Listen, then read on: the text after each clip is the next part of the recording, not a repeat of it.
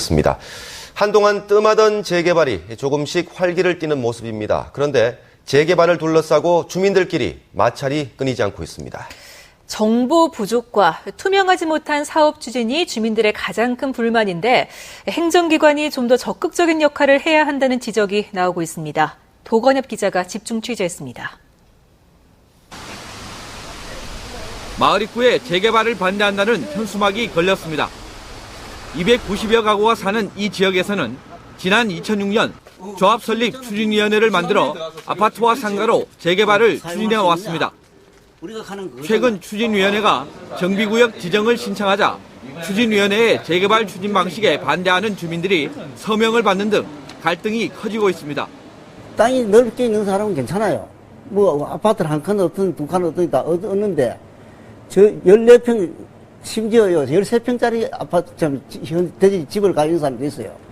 그 사람이 이 아파트를 짓게 되면 얻지도 못하고 생활 근거도 없이고 쫓겨나게 되는 거예요. 추진위원회 측은 주민 75%의 동의를 받아 정비구역 지정을 추진하고 있다고 반박했지만 반대 주민들은 동의서를 받는 과정에서도 문제가 있었다며 법적 대응을 준비하고 있습니다.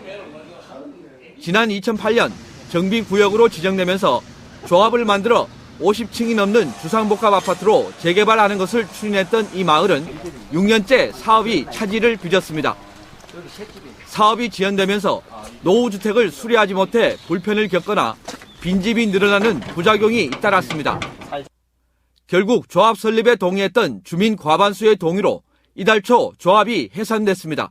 7, 8년 동안에 남의 집 전세 월세로 살면서 다시 와본들 1억 내지 한 1억 5천 내지 2억 가까이 추가 부담하면서는 들어갈 수 없기 때문에 대구 시내 260여 개 정비사업 추진지역 가운데 상당수가 비슷한 갈등을 겪었습니다.